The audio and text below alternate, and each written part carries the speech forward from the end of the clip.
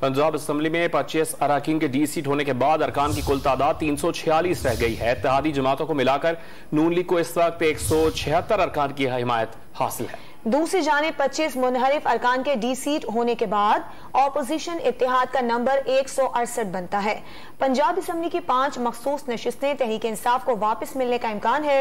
इस तरह ऑपोजिशन इत्तेहाद की तादाद 173 हो जाएगी। हमजा शहबाज को परवेज इलाही पर अब भी 3 वोटों की बरतरी हासिल है। पंजाब असम्बली में 25 अरकान के डी सीट होने के बाद अरकान की कुल तादाद 346 रह गई है। इत्तेहादी जमातों को मिलाकर नून लीग को इस वक्त 176 अरकान की हिमायत हासिल है। दूसरी जानिब 25 मुनहरिफ अरकान के डी सीट होने के बाद ऑपोजिशन इत्तेहाद का नंबर 168 बनता है। पंजाब असम्बली की 5 मखसूस नशिस्तें तहरीक इंसाफ को वापस मिलने का इम्कान है।